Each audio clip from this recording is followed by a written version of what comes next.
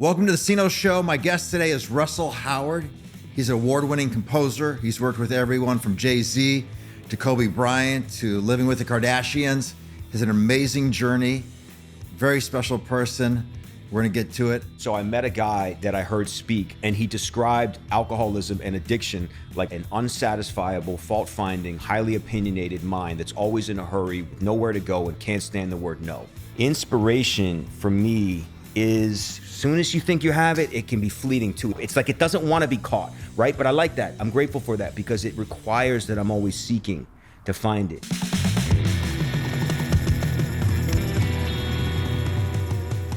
Philly is in the house. Russell Howard, my brother from another, the guy who's taken his madness and made beautiful poetry out of it. Thank you. I kind of see you that way. And also, I just want to say the thing I probably love you about the most, you've hundreds and hundreds of men have gotten sober because of you. Oh, wow. Thank you. Thank you. Thank you. You know, and that to me is always the Grammy. Right. You know? The worth a billion, as you say. Right. Worth it. Yeah, that's why I'm a billionaire. Yeah. And this is like the promise is coming true. Indeed. I've got my show. I'm here with my brother. Right. And we're going to talk some truth. I just want to say real quick, this is so great for you. I'm such a fan. And just, it's wild. Like, I was in recovery for so many years and we didn't cross paths, right? And then it just came at a perfect time. And you know just how much you've helped me personally, but then also just the movement of Shell, you know, just helping me be a better father. And then my favorite thing about you is you meet people where they are, and you don't try to change their identity. You work with it. I could go on and on. So honestly, I'm really grateful, man. I really mean that. And thanks for having me. Yeah. We're going to go in a lot of different directions because there's so much with you. But here's where I kept coming in for me, buddy, is I want to start here. Let's talk about the sick and tired of being sick and tired moment. Where are you at? What you're putting in your system. Yeah. And then we'll kind of go from there if that's cool. Love it. Yeah. Love it. 22 years old. Just finished a 28-day stint at Hazleton, you know, the college of Hazleton, the campus. The disease was still calculating during the whole 28 days. I was starting to look better. You know, I could speak the game, right? But it still had the whole plotting and cunning, baffling, and just angling. So here's what happened. Basically, Hazleton said, look, in order to leave, we need you to find an aftercare program. So I said, I'm going to find one in California that lets me have a car, right? So I had done 28 days. So I opened up these books and Promises comes up. Now, this is Promises before it was like known for all. West LA Promises? Malibu. But it was just starting to come up because this is 2002, right?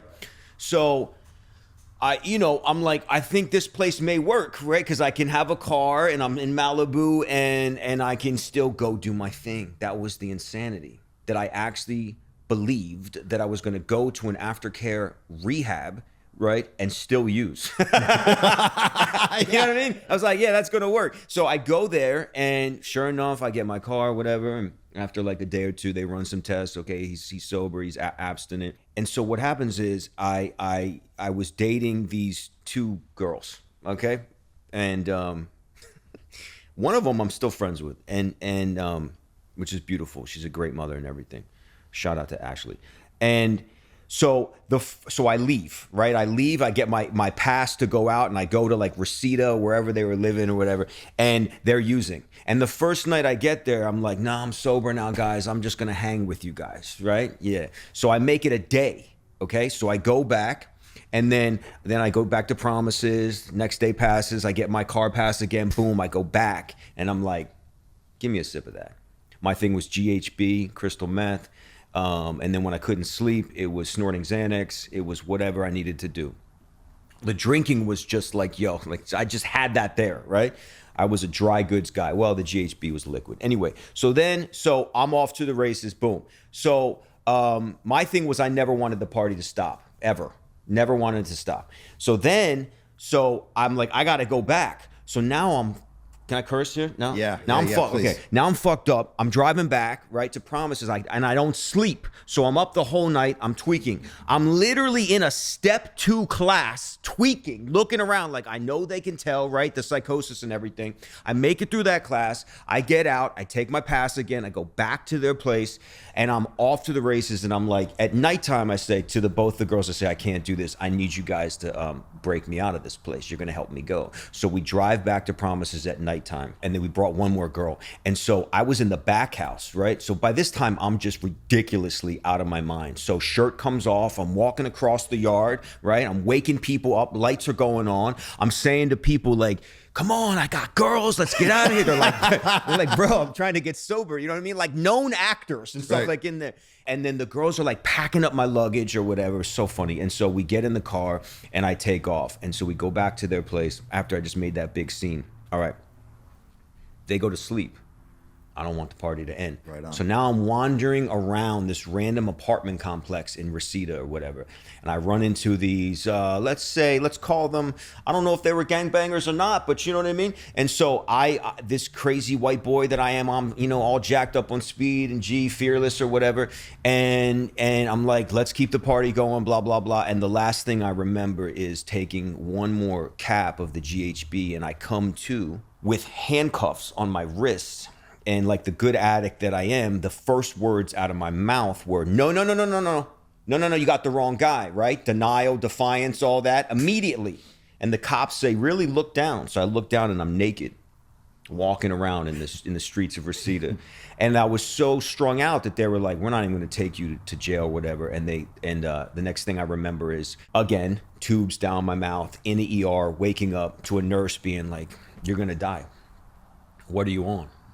Because GHB doesn't really, they could find the crystal. Anyway, to make a long story short, that was the moment where I knew that this disease really had me, because I had spent 28 days, being sober, being off it. And then within a 3 to 4 day span of getting the Promises, the disease progressed so quickly, not just internally, but the circumstances so quickly that here I was again, worse off than before I even got to Hazleton, arrested or, in an ER again, naked walking around. And the girls, and they partied, they were like, we don't want you here, except Ashley. And she was like, I'm going to take you to a hotel. And I want to finish this story. I'll move it as quickly as I can, because it might upset some people, but I believe God is everywhere. And I don't limit God. So I want to use this analogy. So we go to this hotel in the marina, and I pick up the phone. I call my dad. I call Promises. My dad didn't want to hear it. He was done. I call Promises, and Suzanne, who I love so much, was just like, God is beautiful. We love when we hit bottoms. Here's the thing. You can come back right now, right? And so something new. There's no way I'm going back. I needed help. And I said, Ashley, give me a Vicodin. And she did. And that fucking Vicodin calmed me enough. And I'm not pro Vicodin. Please, let's not hear what I'm saying, please. God is everywhere. I believe that. And so I somehow, it was enough to get me in the car. And my disease, the catastrophic thinking was like, I'm going to go back to Promises. They're going to scream at me. They're going to hate me. All this stuff, all the noise, all the bullshit scenarios, right? I walk back after I get dropped off across that yard, the same yard that I made that big whole debacle and scene. And my first real spiritual experience was they fucking clapped. Right on. And why'd they clap, buddy? Welcome back. We love you unconditionally. You're safe. We understand. Yeah. But they knew you coming back, something was different. Yes. March 28, 2002. And I don't count that day because of the Vicodin. So I count my sobriety March 29, 2002. So you've been sober how long now? 22 years. That's what's up, buddy. Yeah, thank you. Wow. Hey, helpful hinter for our listeners. If you're at a treatment center and you're thinking about going to a sober living or another one and you want to use, tell somebody. Tell someone. If you have you might want to give somebody a heads up. That's true. I could have done that. Yeah, I'm thinking about plotting. But that's no, because when we want to use, we want to use. So let's do this, buddy, if you're cool. And we're just going to riff, because you and I can riff like no one else. If you're Miles, I'm your Coltrane. You know what I mean? We'll get it. My man. Talk about highlights of recovery. What you've learned about your brain and what you've learned to wake up. Not just the physical sobriety came easy for you, right? Yeah. Yeah, it did. Let's talk about growing up. Let's talk about some of the, and we'll kind of weave in through there. Is that cool?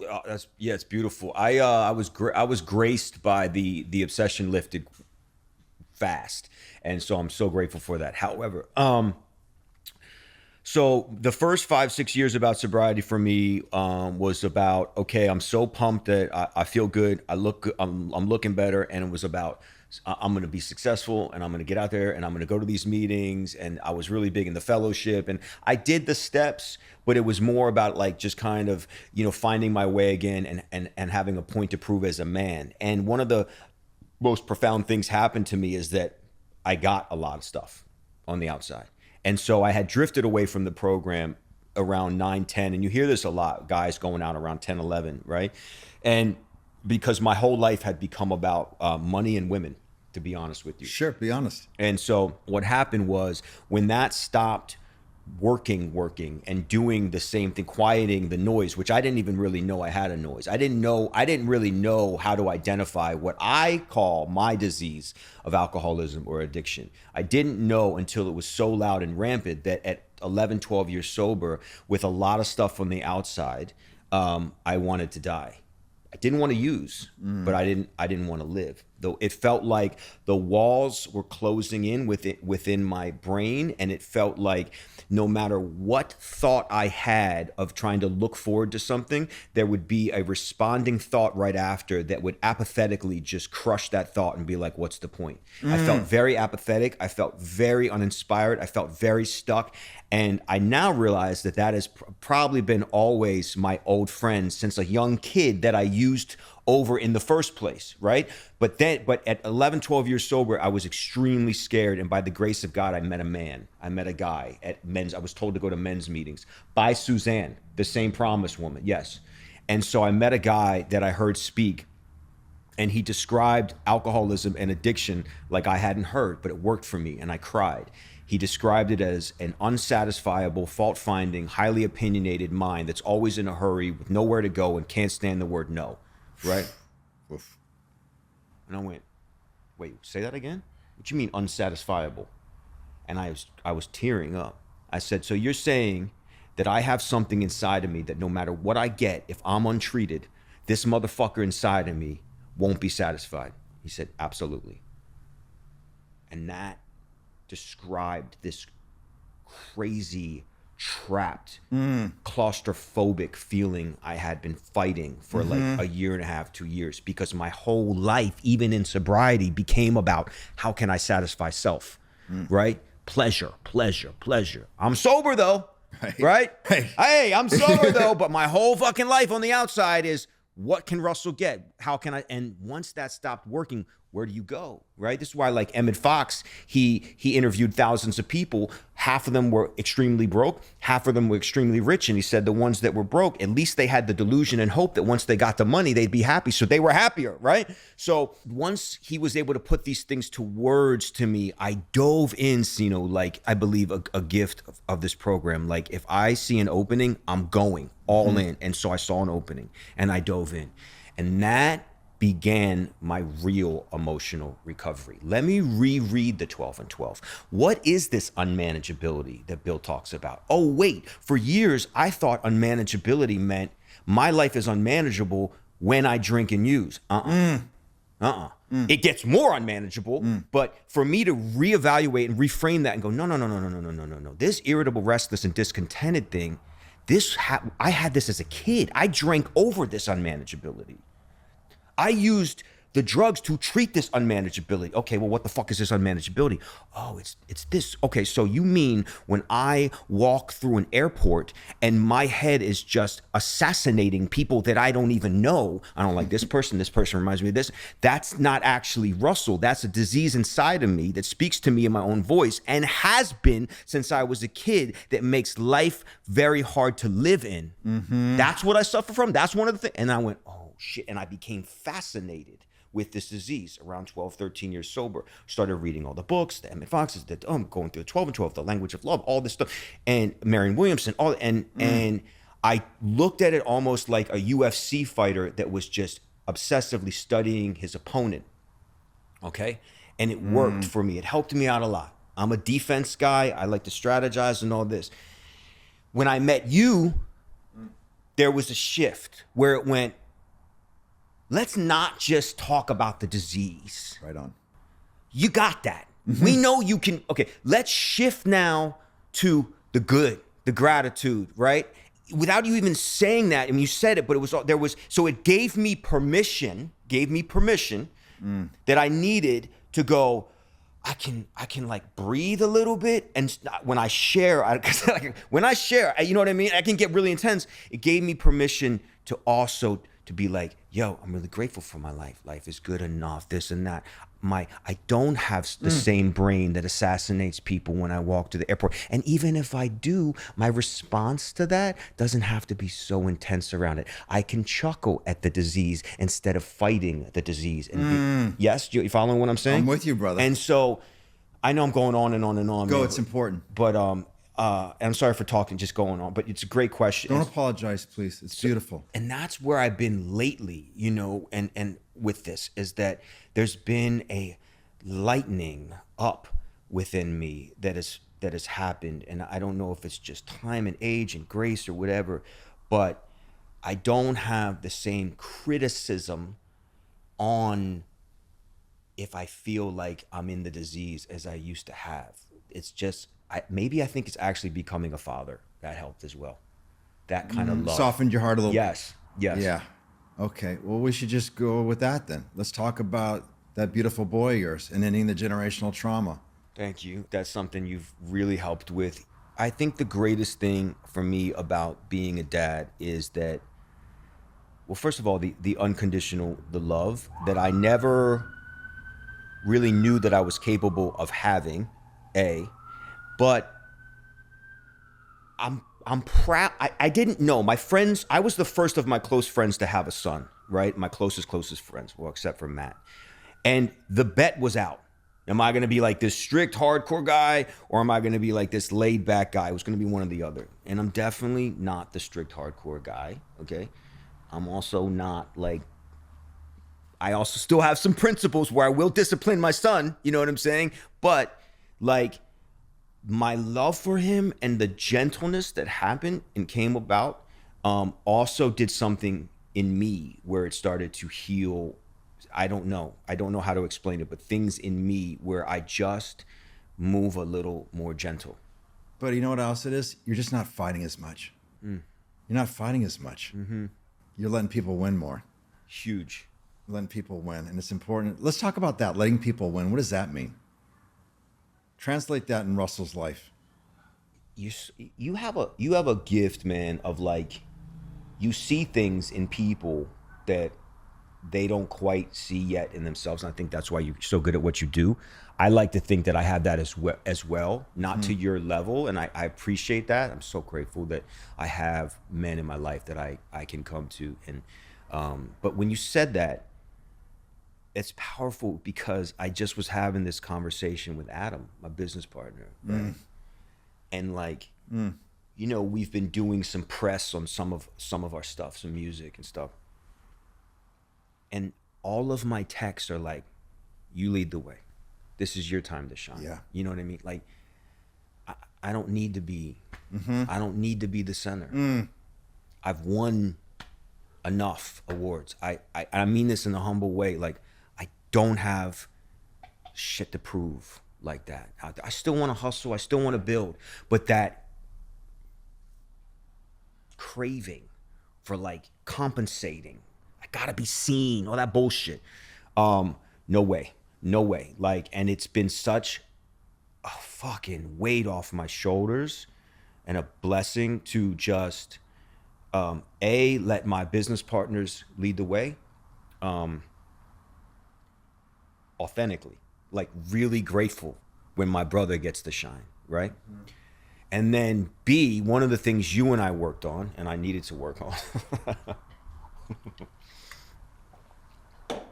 I don't need to be the police to go out and police the fucking world. I think I took your badge from you, didn't I? You took my badge. I retired badge. your fucking badge. I don't need to do it. Yeah. I had for years this thought of I'm gonna be the guy. If I get into a text beef, I'm gonna hit back so hard because I'm gonna hit so hard that I'm gonna teach them a lesson. So the next time they think about fucking they won't do it. Right. I'm not doing that anymore. Good. We cease fighting with anything and everybody, including ourselves. Okay. Now we're gonna go back to Philly. Okay. You're a white kid in Philly. Yeah. You hear things a little differnerly. Yeah. You got some beats going in your head. Yeah. You find a record store. You're kind of wandering around. But the thing I love about you, and I hope you're insanely curious. Mm-hmm. And I bet if we pulled all the great people you and I have been blessed to work with, they're all insanely curious. Mm-hmm.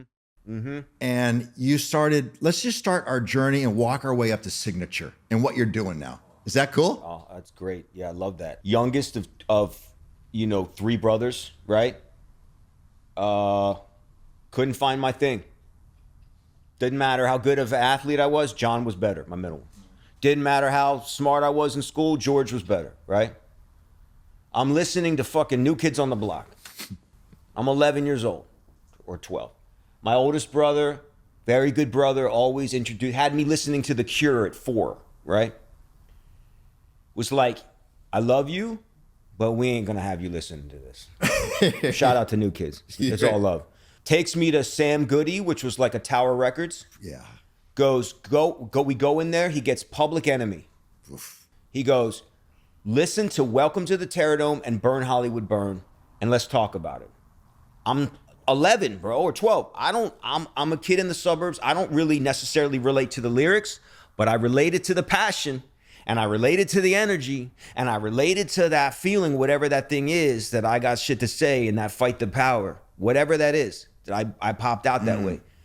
And so, again, the curiosity, and again, the same assets can also be the liabilities. Well, the asset for me was, if I get into something, I'm all the way in. So now I find myself walking to the bus stop, obsessively listening to Public Enemy and NWA and all this stuff. And so I start writing my own raps. It just starts happening. I'm starting writing my own raps in my head. I'm a writer. I write boom, boom, boom, boom, as I'm walking to the bus station. So I start doing this, and I start doing this, and I start doing this, and then I'm rapping in front of my friends, and I'm doing all this stuff. And then I'm curious, and I'm like, I need to make my own beats to rap. Had no idea how to do it. So I begged my parents to get me like a little mixer and turntables, thinking that's how you made beats. Not how you make beats. I learned that right away. So I was like, I got a problem. I actually need an actual sampler. My dad's like, well, you're going to get that on your own. You're going to come work for me by the grace of God. So I'm like, I'm going to come work for you. Now I'm down in Center City delivering messages around. I'm 12, 13.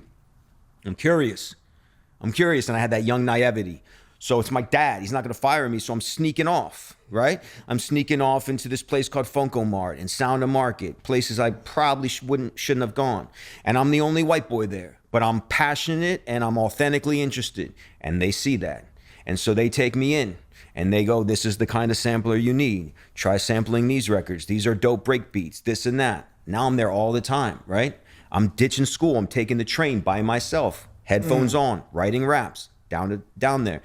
So no school training of music, none of that. So the way I learned how to make music through curiosity is that I would find my favorite track or album, and back then in the CDs you could open up the cover and it would list contains a sample of Miles Davis, something like that, right? Kind of Blue or something, right? And so I would open up and I would say, okay, they used a Miles Davis sample. So I'd go to the record store. I'd say, hey, do you have this Miles Davis record? And they'd say, why, yes, we do. So then I'd go to the record and I'd put the earphones on because they used to let you listen to the records. And I'd dig. That's it. That's where they sampled it. Then I'd get that record. I'd take this motherfucking record back home. I'd go home and then I'd sample the same Miles Davis thing that Pete Rock or whoever I was listening to used, and I'd sample it, and then I would recreate his beat. And I would try to emulate my favorite producer. So then I would listen to his drums, and I'd be like, that snare drum is hitting a certain way. I got to find a certain snare drum. I like how his hi-hats are very crisp. I need to find that. And I basically started to deconstruct and take apart my favorite producer's tracks sound by sound, and then learn to recreate them and emulate them. And then through that, I learned how to make beats, and then my own style started. And so that was like 13, 14, 15. So then I'm curious, right? Now I'm making my own tracks. I pick up the Yellow Pages. And I'm like, I need to find a studio. So by the grace of God, I find this studio called Chill Factor, which is like 1 mile from my house. I pick up the phone. Hi, I'm like to book a session. My parents think I'm crazy at this point. Anyway, I go in there with my little EPS 16 keyboard. I walk in, there's a guy behind the board, you know, an engineer with all the knobs, long hair, guitarist. He's like, great, man, cool. Who's making the beats? I'm like, me. He's like, cool. Who's doing the rapping? I'm like, me. He said, what are you rapping about? I said, weed and girls. he goes, give me a second. I'm going to go. He calls his fucking sister up. Hey, I got this kid down here rapping about weed and girls, sampling Jimi Hendrix. Listen. Oh, fuck, man. I come out of the booth. She's sitting there. She's like, hi, my name is Myrna. I'm married to Chris Schwartz. He discovered the Fugees and Cypress Hill. I want to manage you. I'm like, all right, whatever, right? Because I'm just a fucking crazy kid at this point. I just cared about making music. Next thing I know, I'm at their house and the barbecues and I'm being brought in, all this stuff, and I'm managed by his wife, right? So that's how I was discovered. And then to fast forward, so I'm in high school with Kobe. You know, it's a very well-known thing. Kobe and I had a mutual respect because I never fucking asked him about basketball. I didn't care. We talked about Nas and Biggie and lyrics, right? So it was a break from him because everyone else was on. So one of my very good mutual friends was always like, Kobe, listen to Russell's beats. Listen to Russell's beats. We lived down the street from each other on Remington Road.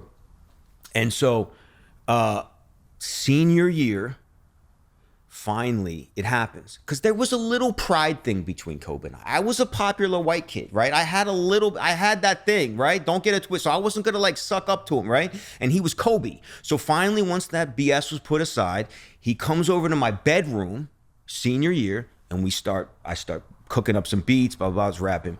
And then we go off our own ways. And the short of the story is he signs with the Lakers, and by divine grace, it's this crazy long story, but I had heard through a very dear friend of mine that he wanted to start like a Wu-Tang type of group. And so I was brought in with these other rappers to go and find the best talent in Philadelphia, and we did that, and we were signed to Columbia Records, and I was 18, 19 years old, and I was brought out to LA, and that's how I was brought out here. Yeah. And I spent 1.5 years working on Kobe's album, released a single. We were at Larrabee West, and the album didn't come out because Kobe was like, I don't think I want to do this anymore. And he bought back the album. But through that album and working on that, every rapper you can think of wanted to meet him. And so one of them was Jay-Z, and he walks in, and Kobe had a way of like always keeping you on your toes, which I respect. You know, he wouldn't tell you things right away. He'd like to see how you would react. Sometimes even that young. 100%. This dude was the most methodical, strategic guy I've ever met. Right, young, laser sharp, right, sharpshooter, right. Random calls, 7 a.m. Hey, I'm coming to pick you up. You're scared. Am I getting sent home? You know, why is he doing this? He knows what he's doing, right? And then so it was like, instead of being like, Jay-Z's coming, it was like, yo, I got someone coming by. He knows what he's doing, right? So then I'm in there and we hear a fucking telecom. Hi, yes, Mr. Bryant. We have Mr. Sean Carter here. My stomach drops, right? And so he walks in, and this is Jay-Z, like, Volume 2, Hard Knock, like, you know what I mean? Like, you're kind of scared of this guy at this point. Shout out to him. Such a fan. And so I had this manager that was part of the process named Lenny Nicholson, and he still a very good friend of mine, and he spoke up in the studio, and he said, Jay, listen to this kid's beats. And Jay looked at me like, you know, okay, like, you know, and my hands were shaking, and I had my little MPC, and I was like, okay. And I played a track that I thought for sure he's gonna like this one. And he was like, what else you got? I'm like, fuck, I got one more. And I fucking played this, you know, and it's on the album. And I just remember, like, I had to hit the pads a certain way for it to play right. And I'm like, I can't mess this up. It's one of those moments. And I did it, and he just stepped back and just started mouthing, doing his thing. And then he just started to go right into the rap. He does this thing when he likes a beat where he starts, like it's like he starts pulling from like out, and he starts writing the lyrics or like crafting it. And so the whole room is just like, I'm like, how long do I let this beat play? And so eventually he stopped and he came up to me and he said, I need that on a CD. So he leaves and he comes back, and I put it on a CD, and I was like, all right, that was my shot. And then I made some other beats, sent it off, and then I was flown to New York, and 2 of the tracks made the album. I was 19 years old, with my name in the credits, and it sold 7 million records, I think, to date. And my life changed. I'm not kidding. Like within a week. A week. Like as soon as it came out, it was my parents were getting calls because I was an unknown. It was like, who the fuck is this kid? Who is this kid? I mean, it's like Timberland, Swizz Beatz, like massive producers. Then it's like song 8, Russell Howard, song 12. It's like, who is this kid that's come? And yeah, within a week, and it was a wild time because I had these songs on Jay-Z, and I was still like driving around in a beat up Honda and everything because the residuals hadn't kicked in yet, and the drugs were working at that time. So it was all going uphill. I'm fucking cruising, bro. Cruising, man. Cruising, 19 out here, buying the whole bar drinks at Vegas, doing how the junk we do, once the residuals hit. And yeah. And so that was like, yeah. What did you do after that, after all that success? And what direction were you moving in then? So it was getting darker progressively. And so essentially a full circle happened.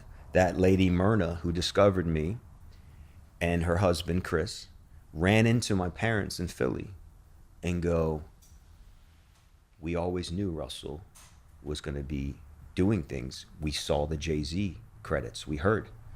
And Chris tells my dad, hey, I just signed this massive deal with Columbia. I'll give Russell whatever he wants. Tell him to come to Philly.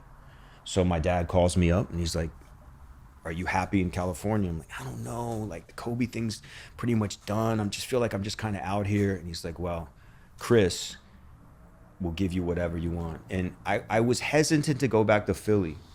And at this point, I'm getting high every day. Every day. I'm drinking every day from the moment I wake up, doing a lot of blow, all the stuff. And so I say, yeah. I do a geographic. And I go join with this record company. It's actually interesting because I'm gonna make an amends to this guy.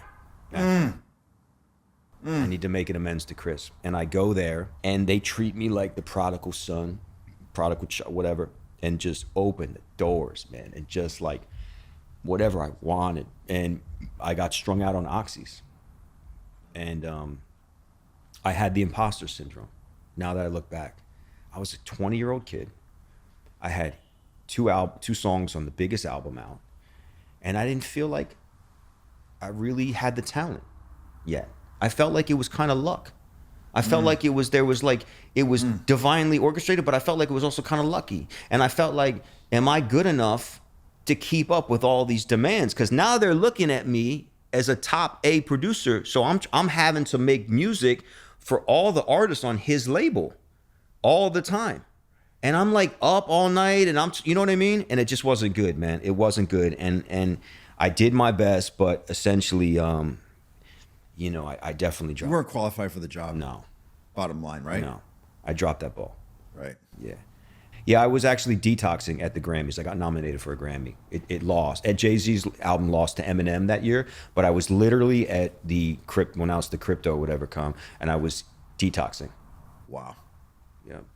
And that was the beginning of the end. I called back to Philly to try to get some oxy sent to me, and my brother Matt was like, "You're gonna die," and he called my parents, and that was like the beginning of the end and everything. Anyway, so yeah. I think you and I both agree addiction's a spiritual malady. Yeah. Right? Yeah. Let's talk about faith and how you got connected to your source and kind of walk me through that process for you and where it's at today and how it's changed over the years, and also feedback for people that are trying to still get tapped in. They don't know what their higher power is yet. I feel like for me, you hear, or I would hear, you're either in fear or faith. I disagree. I think it's fear or love. I think love activates faith for me, right? That's why first one to love wins. If I can shift out of fear and find even the which to me is an open mind. How can I open my mind to this, right? That's the step 2 principle for me. And then I can not be in such a defiance mode around something, have a little opening, show up, and then I feel like God shows off. When I show up, God shows off, right? I love that. And so that was really the beginning of whatever this relationship is with this creator that I don't understand. I don't want to understand. Don't let me fucking think I understand God, because then I'll be God. I'll start playing. I'll say, this is what we got to do. God, no. And so I don't want to understand. And so that was like the beginning of it. I had to unlearn a lot of stuff in here. I was raised Christian by loving parents, man. You know what I'm saying? That and a Presbyterian, you know, dancing in the church and stuff. And I personally, forgive me, Christians, I'm a follower of Christ. I personally like respect the Old Testament, but I'm a New Testament guy. I'm a Jesus guy, right? I'm love and grace, right? I'm unmerited favor, right? I don't rock with if I'm a good old boy, I'll get loved and I'll get in there. Like, that's not my thing, right? Like, I feel like I had to really discover that this thing was watching over me when I wasn't even thinking about it at all. And so my faith, my relationship with God and my faith is the biggest dance that I do in recovery, meaning there are definitely times when I feel like I am not doing my part. I feel like I'm not doing my part. However, I deeply believe in my heart, God doesn't care. He still loves me just as much. Because if I don't care if my son comes running up to me when I come in, I'd like that, right? Or if he just stands there and plays with his Super Mario, I love him the same. And I'm a flawed human that's a father. So if I believe that this creator is just unconditional love that I can't even understand, I have to be fucking courageous enough to believe, God, I'm gonna do my part and I'm gonna show up. And I'm gonna believe that you're gonna be there. Even when, and there have been many times in sobriety where I have felt like I cannot do this thing that I know I'm supposed to do it, but I just show up. So I personally find my faith in showing up. That's where I find my faith. That's where I feel like I meet God, is I show up, I get out of the way. And so, but I intellectualized a lot in the beginning of recovery, because, you know, I like to think I fucking know things and all this stuff, but it's become less and less. And now it's about kindness. It's been a huge thing for me, right? And also just the breath and being willing to go, okay, let's try that. I don't know. Right. God help me out with this one. I don't know. And I think maybe you've seen that with me. I have seen that, yes. You know, a shift in that, like, okay, I'll surrender to that. Let's talk about kindness. What does kindness mean to you? Pausing when agitated or doubtful, you know, asking to see, for help to see the good in people, empathy, being able to see versions of myself in others, and find that relating to that person. I sometimes feel like, man, some people pop out more kind than others, man, you know? And I definitely always had a heart for that. I remember walking in the city with my father and wanting to give a $5 bill to a homeless guy, you know, young. So I felt like I was always graced with that spirit of kindness. I felt like when the bullying and all that nonsense happened, that happens to us, and the guards were developed, and the walls that become our fucking prison that were there to protect me, all that shit went away. Because then all the narratives and the stories began, right? You know, with the women, the less you sweat them, the more you get them. All this bullshit, right? The harder you are, the more you act like you don't care, the more they want you, and all that narrative. So I lost my kindness along the way, and but I feel like it's really come back. I hope you never lose it, because I think it's the most beautiful part about you. Thank you. It's a real grace to your kindness. Thank you. Let's talk about why it's so important to help others. And you and I share, like, if you're not helping other people, shut the fuck up. Yeah. I got nothing to say to you. Yeah, you Let's help talk, a lot. You help a lot of people, man. Let's talk about that philosophy and why that's a mandate here. I mean, when you're in the programs, there's the principle of it gets me out of self, right? I do still think it's very ironic that Bill talks about self-centeredness, self-obsession, whatever is the root of this thing that I have, right? And I wonder how he stumbled upon. I think it was grace that I think the Holy Spirit wrote the book. But anyway, so I guess the principle is, once I am helping someone else out, I'll speak for myself, when I'm really dialed in, because there's helping people and there's really helping people. And like when I'm sitting across the table from someone, like really there, committed, surrendered, not in compliance, I'm there, and I feel what that person's going through, and there's a moment, there's a flow that I get when I'm making music, where the outer world stops, the inner world stops, right? And it's a meditative, I'm here, and I think the message is carried through. And to me, aside from maybe the 9th step, I think it's the most powerful gift of recovery is to work with others. I think when in doubt, if all else fails, right, go pick someone else up, be the greeter, right? Clean up the chairs, right? Ask what I can do. I remember being told that too, when I was newly sober, like the first year, and I was going on my first vacation with my parents again, and I was told, listen, here's what you do: 30 seconds about you tops, 2 minutes about them in conversation. Keep asking about them. Keep asking. I was like, oh, that's interesting. I like that. It's a game plan. I like game plans, right? Keep asking. Then next, go to your mom. Hey, can I help with the dishes? Ask your dad about his work. Look around the house. Comment. Hey, mom, looks really nice what you did here. Get out of this absorption, right? That traps us. Get out. And I did that. And it made a huge difference. And yeah, people could say, yeah, well, it was manufactured. I don't care. You know what I mean? Because it takes on a life of its own, and it works. And it's still, to this day, it still works, that if I'm in discomfort, by the grace of God, if I can remember these principles, because sometimes I don't, I can be like, oh man, you're self-obsessed right now. You're making it all about you. Shift, boom. How's your day, man? Tell me about you. What's been going on with you? And you'll notice I do that. We do that. It's like what's the West Side meant Bravo? It was like 1 minute problem, 2 minute solution. Right? That kind of ratio of it. And so I still try to apply that today. Absolutely. I don't want to talk about me. No. I want to hear about you.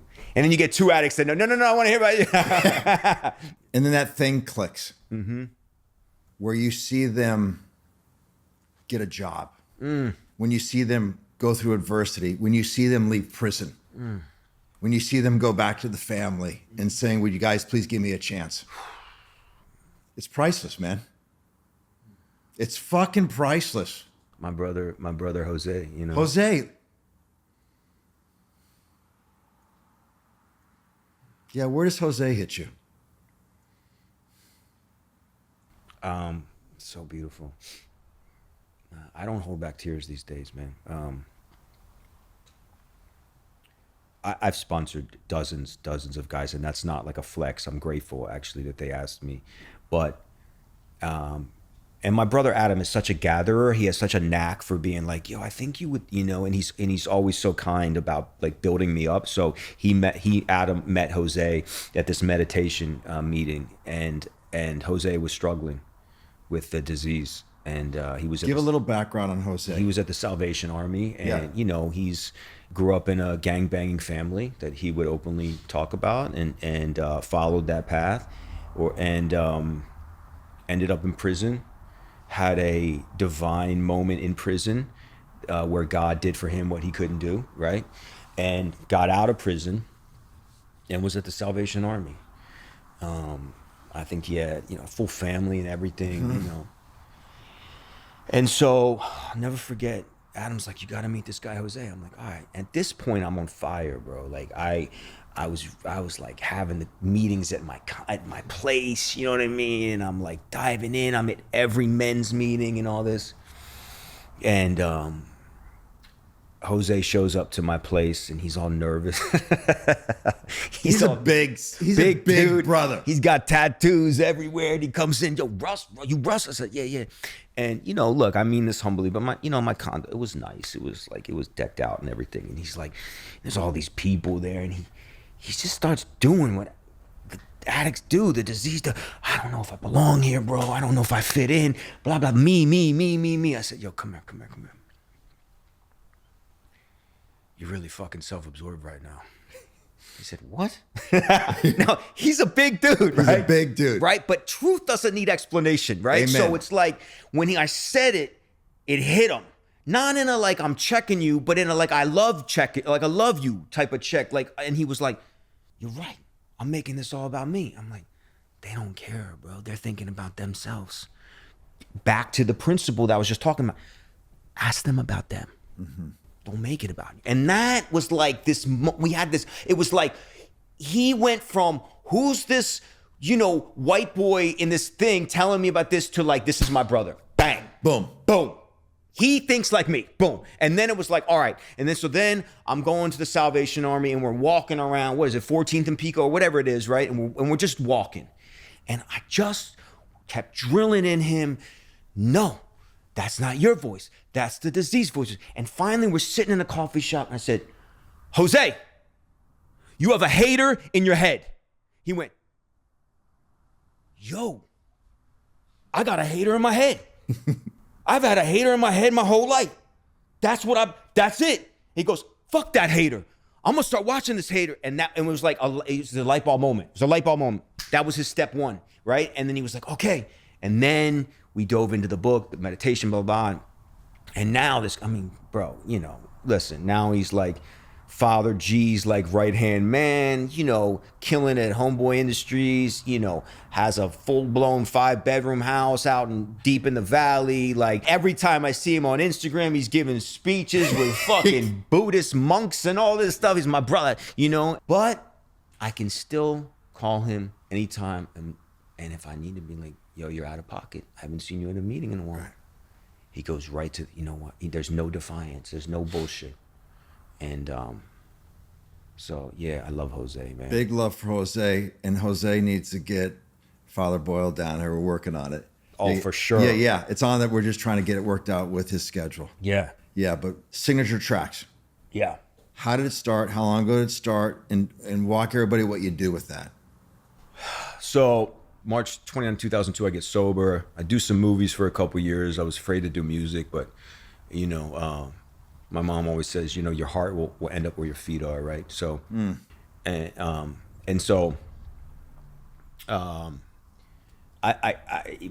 God opens this door again where I'm doing this movie, and the music supervisor is Babyface and his brother-in-law, and they had heard by a girlfriend of mine that I had done the Jay-Z things. I'm going to fast forward. So within like a week, I'm like a in-house producer for Babyface, the icon, right?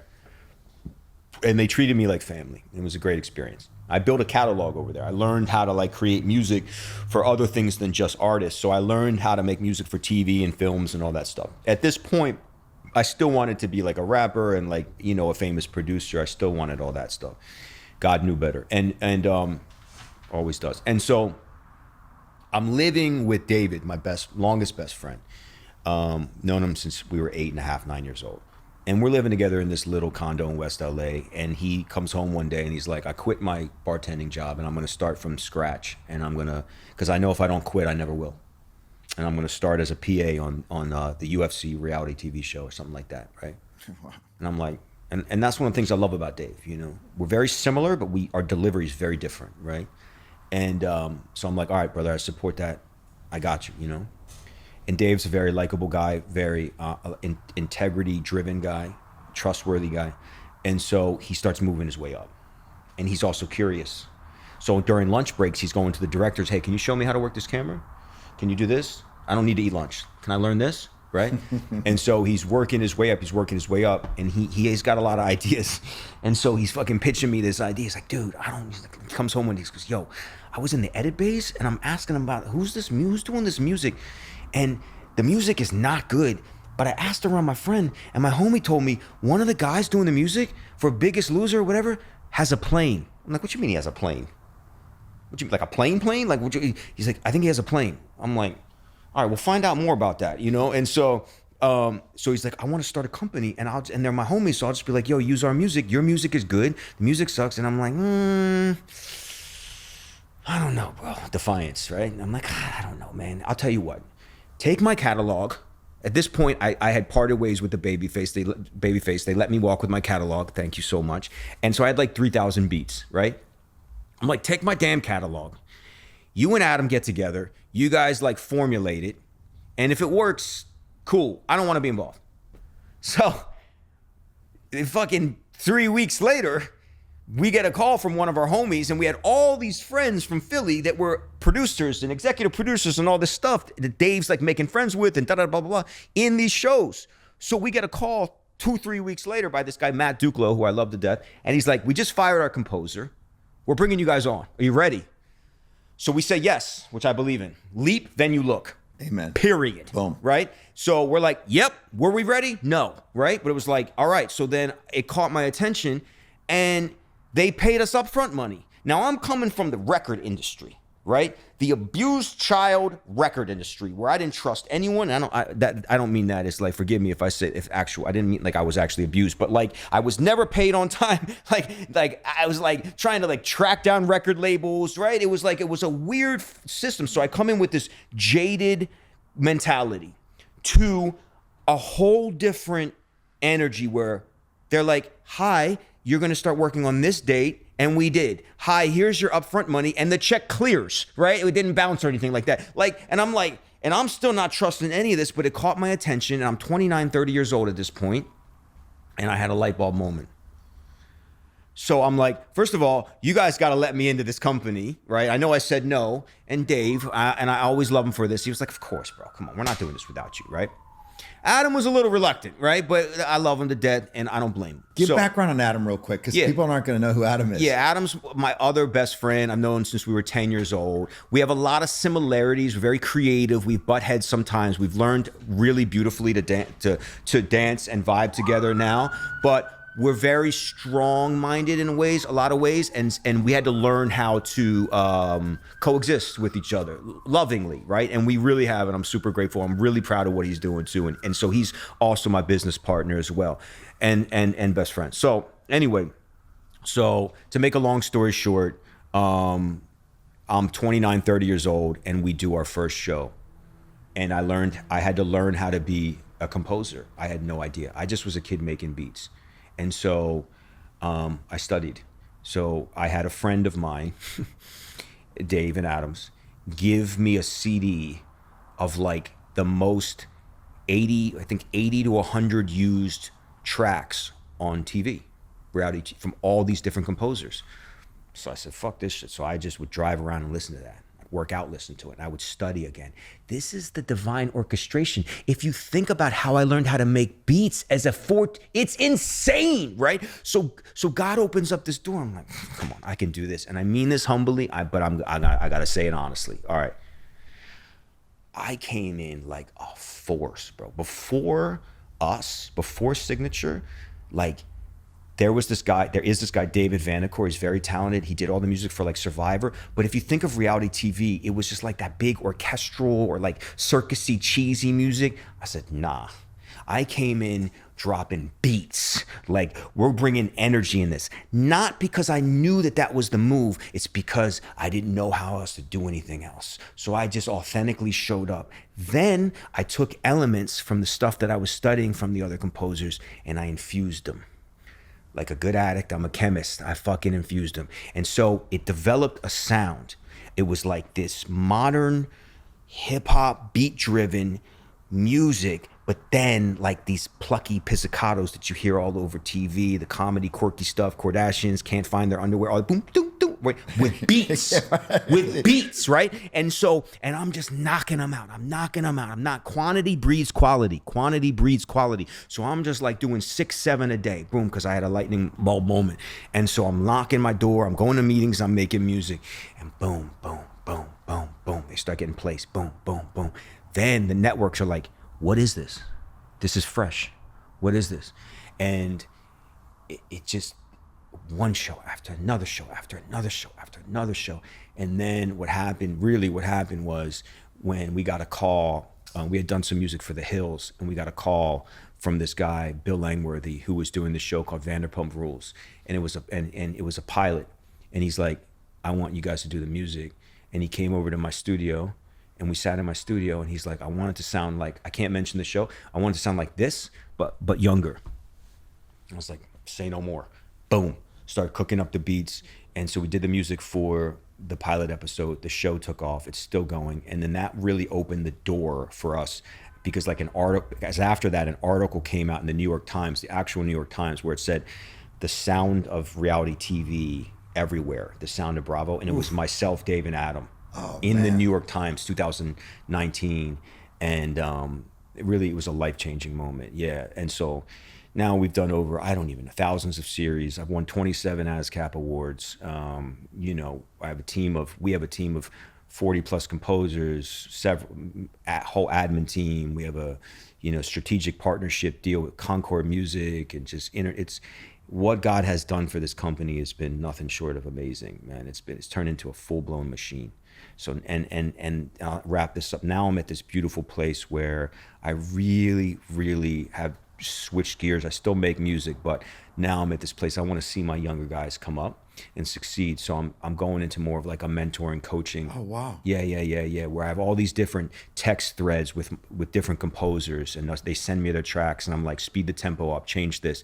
That intro's too long. This is going to confuse the editors. This is to that, and just dialing in with them, and just to see their growth happening quickly is amazing. And to see some of them buy homes, you know what I mean? Take their girlfriends to Italy, support families, man. It's really, really a blessing. So, wow. Yeah. Right on, brother. Thank you. You put a lot of people to work, and I love you for that. Thank you put you. a lot of food on people's tables, man. Thank you. That's very cool. But you talk about the creative process, being sober and not sober. Mm-hmm. The old bullshit, you got to be a tortured artist to make the best poem or best. Mm-hmm. Walk the audience through that, your process, what you've learned. Genuine fear. When I made the Jay-Z records, I was definitely intoxicated, and then like you said, then comes the cunning, baffling, powerful delusion that the disease will tell me that my creativity is directly associated with being high. And it's a strong association, and then it backs it up with historical evidence. See, your biggest records were when you were high, and it's all that noise. And a lot of artists die over that. I got sober, and for the first 6 months to a year, I did not feel creative at all, and it scared me, absolutely scared me. My music equipment stayed in a storage for a while, and so I acted, and I did some movies, and I was like, maybe I don't do music anymore. Nonsense. The timing, I had to be patient, which is patience, man. That's another thing. Okay. And when I got back, there was this moment. I'll never forget this moment where I don't know how to explain this. I was never trained on how to play the piano. I was a drummer, and one day, making music sober. It was like a Matrix thing, man. The keyboard made sense. And I saw it numerically. And I was like, and I just started to play sober, right? I think at that time I was like 2-3 years sober. And I played like I never played before. And I was like, oh, this is this. Oh, this goes into a minor. Oh, this. And I was like, what the fuck is happening? And then I was like worried, like, don't go away. You know what I mean? Like, let me film this. How could it? And then to touch on that, because I want to speak to artists out there, because it is nonsense about that belief that you can only make really great music when you're high or whatever, the tortured. And look, there's a lot of dope ass Kurt Cobain. I mean, but for me, the ritual and the consistency of making music, especially in my field, there is no way I'm doing that when I'm getting high. Mm-hmm. So I'm a right side of the brain and a left side of the brain guy, thank you, God. And so I made a decision. I said, we're going to come up with a blueprint here. And this was all from recovery. I said, we're going to plan action, right? Yeah, we're going to do 3 tracks a day, 6 days a week, 1 day off, period. And that's what I did for years. For boom, ba-boom, ba-boom, ba-boom, ba-boom, ba-boom. So again, your assets can be your liabilities. Your liabilities can be your assets. That creature of habit thing inside of me, channeled the right way, built a machine in me. I went to the gym. I did my morning routine. I made 3 tracks that day. I probably went to a night meeting. Maybe I was dating some girl, whatever. But bam, day in, day in, day in, day in, day in, day in. Looked up, won my first award.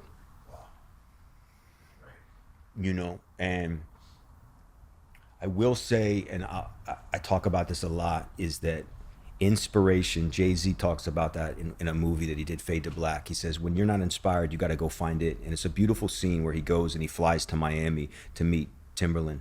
And I believe in that. And I believe it is my duty as an artist, privilege as an artist, to stay inspired. The mistake I see is that artists think that that means like finding new sounds or doing something musically, which can sometimes work. I don't believe in that. I believe you go the other way. So what I will do is I will go bodyboarding.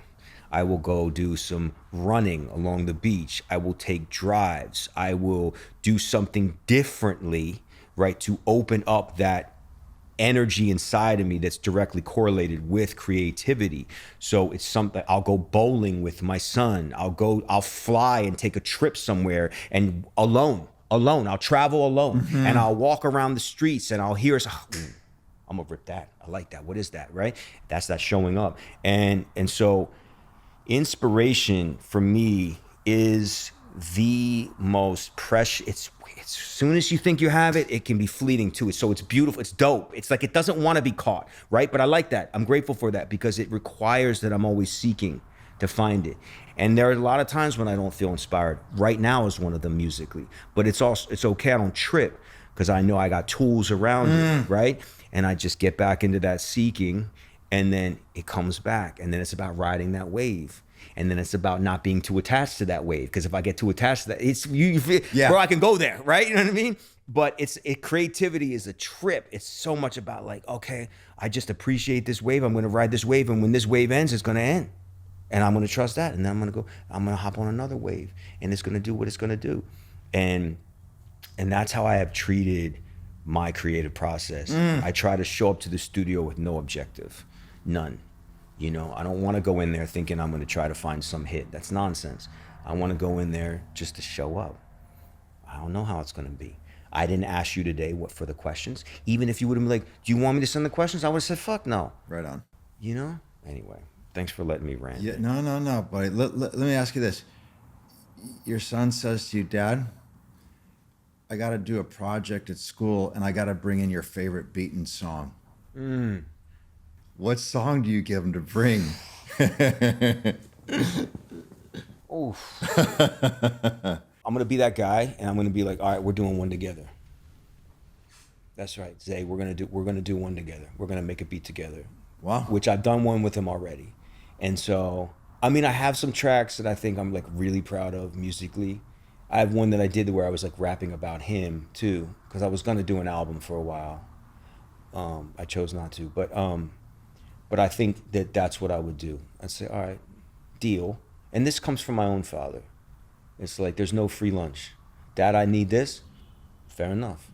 Then you're going to get engaged too, and we're going to do this together. You know? And so I would make one with him. That's what I would do. Can you say the lyrics about the one you wrote about him? Can you remember them? I just, it's like I don't write them down, right? I just kind of go in there and I just piece it together. It's called Hold My Finger too. I'd have to dig it up in my phone. I just posted it. I'm sorry, man. But the reason it's called Hold My Finger is because my first memory, well, second memory of Zay really was when he was born, and then he was brought over, and then they brought him over, and he was like crying, and so I put out my pinky and he held my finger. You know what I'm saying? And it calmed him down. Yeah.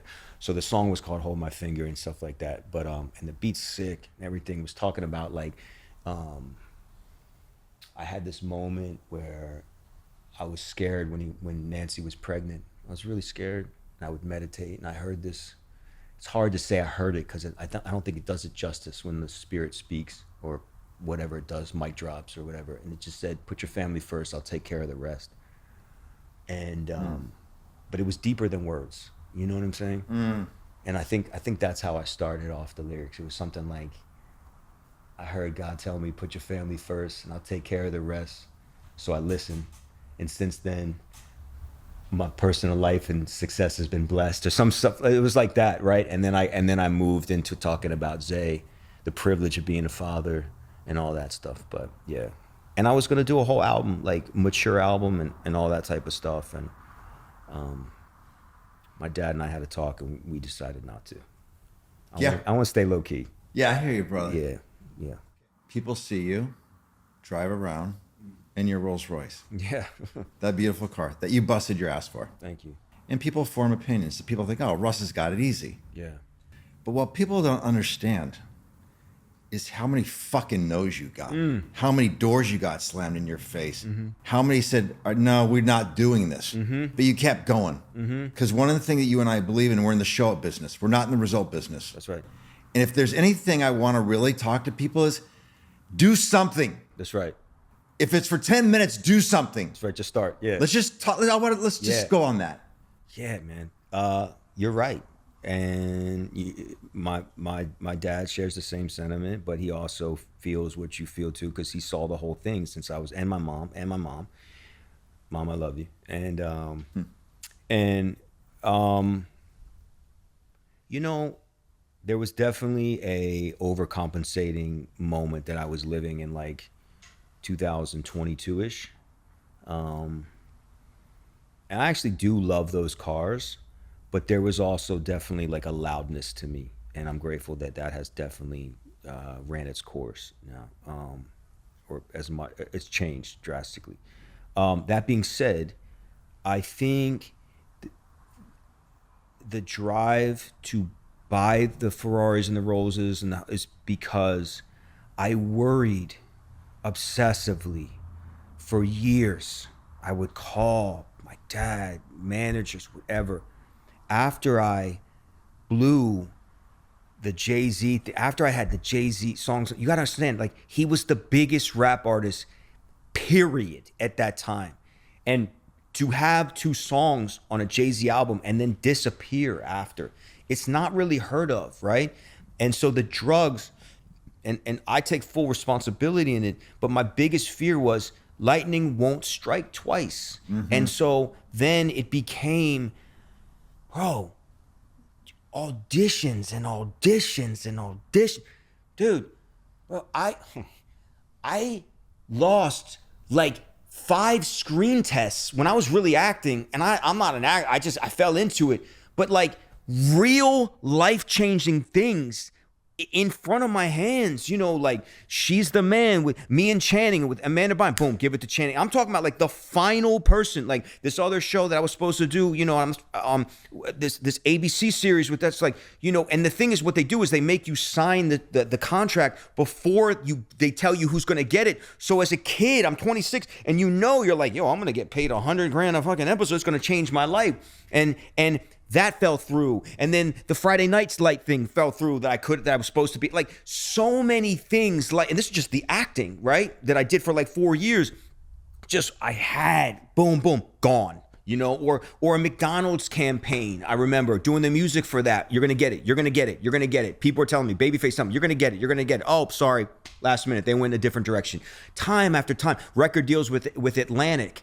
You know, sign deals and then to be shelved, or to submit songs and then they'll be like, you know, we really like the beats, but let's take you off the song and let's give it to Pretty Ricky or to Lupe Fiasco or to Paul Wall, right? Which is still cool because you're still doing things, but like just consistent. Oh, Columbia wants to sign you again. This one, blah, blah, blah. To do a song with Seal, right? Oh, he wants to put this on his album, blah, blah, blah. Last minute, he doesn't think it's for him. A song with DMX where I was rapping with the song and I made the beat. Someone got a hold of the song, leaked it before it got released on his album. I mean, just like countless, endless things.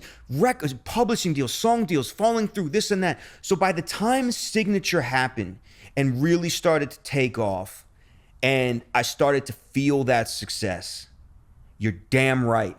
I was like a pit bull let loose. Yeah, right. I was, man, and I was going to fucking say a big, forgive me, but we got to get honest here, a big F you to everyone that told me no. From the moment I was 11, 12, 13, you can't be a rapper. You don't look like it. I didn't have tattoos then. Even the story, real quick, at 14 with Murder and Chris, who I was talking about, Chris came over to my house and said to my dad, listen, Russell will never make it as a rapper. I'm not knocking his talent. He doesn't look the part. Let's send him to a dance school, a pop school, teach him how to dance, and let's turn him into a pop star. And I came in, I'm like, nah, I'm good. I'm good. But my point is, since the inception of me, man, really discovering music, it was always like, you don't belong. You don't belong. And I get it, right? And so that fueled me. It made me hungry. It was like I had something to prove. I personally perform my best when I got something to prove, or if I feel a little beef around the corner, And so, yes, thank you for bringing that up. Thousands of no's, but all it takes is one yes, man. Right on. All it fucking takes is one yes. I'm gonna throw stuff up the wall, and I don't know what's gonna stick. And it's probably not going to be the thing that I think is the best thing for my life. But it's better than I thought, because now I get to make music, I get to help other people, and I get to stay low key. You couldn't pay me enough money to be famous. Amen. I believe you, actually. Thank you. Yeah, I believe you. Yeah, I'm good. Okay, let me ask you this. There's somebody listening to this when they listen to it who's strung out right now. There's going to be somebody who's listening to the show who's in treatment, getting with some fanciful ideas about what they're going to do next. There's somebody who's terrified to write a song. There's somebody who just got fired. There's somebody that is in a really shitty codependent relationship that is terrified.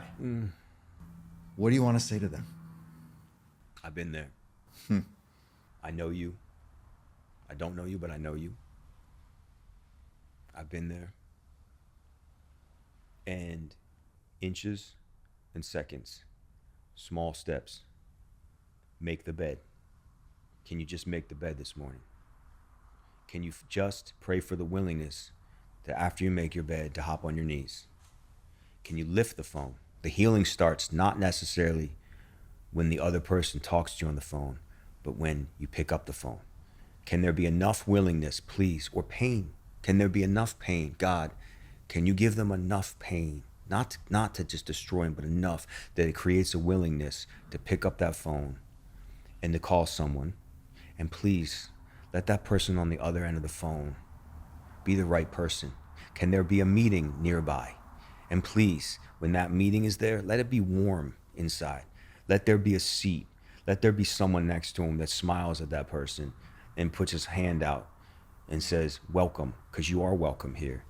The arms of recovery are the most spiritual, real, unconditional, loving, safe place that I have ever experienced in any religion that I've ever sought out. Not that AA is a religion, but in any spiritual, any practice, anything. So I would say small steps, please. Can we make, like your thing is, like you're really great on harm reduction, right? Which I love. So please, can we not give the disease enough room to convince you to just stay in bed? So don't feel like, yo, you got to get sober for 30 days. Fuck that. Can you just get out of the bed, make a call, and stay sober for an hour. Can we do an hour? Can we get to that meeting and just do an hour? And then maybe after that, can we find willingness to maybe, by the grace of God, have someone say, hey, we're going to go get coffee, or have you eaten? And can you maybe say, yes, I'm willing to go eat with you? And can we just start there? That's really what I would say, because the drug addiction that I had wanted me alone in a closet, paranoid psychosis, dodging phone calls, dodging people at my door, dodging afraid of life. That was my, just deeply, deeply isolated, afraid, couldn't do anything. So I know that feeling of being stuck. So I hope you're hearing me out there, that there is real support and unconditional love. And what I also believe, this, is that the beam of recovery and the beam of AA, it can move fast, man. Like, healing can happen. I've seen it, like seeing someone come in who can barely make the meeting, and then they get some brotherly love or some hugs and some things explained to them, and they make it past the day, and they get a little fucking hope. It's exponential, man. You know what I'm saying? And they get a little, and they go, oh, I can do this. I can make another meeting. And then boom, they're in. And then 2 weeks later, they're the greeter. You know what I'm saying? And then they're leading a meeting, and then their life is changing, and blah, blah, blah. But then it gets funky. It can get funky, because then the disease be like, oh, you think you got this, right? We getting cocky now. No, but anyway, but that's what I would do. That's how I would start. That's the best advice I got. Yeah. Let us love you until you can love yourself. There it is. Thank you, brother. I love you. I love you too, man. Thank you. This All right. is my favorite podcast I've ever done. Your energy speaks so loud I can barely make out what you're saying, man. Like, that's my favorite quote. And I just feel your love, man. Yeah, right on. And you ask questions that, I don't know, bro. You bring out the best in people. Right on. You really do. Thank you, bro. Yeah, man. Good. And you're an amazing dad, and you inspire me. Yeah. I'm gonna tear up, and that's okay.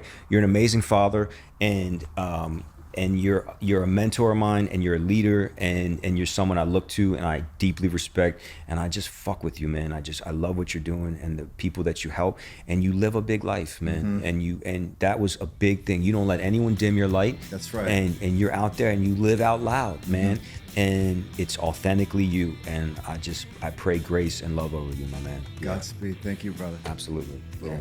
The Seano Show is a production of iHeart Podcasts, hosted by me, Seano McFarland, produced by Pod People and 28th Ave. Our lead producer is Keith Kornelek. Our executive producer is Lindsay Hoffman.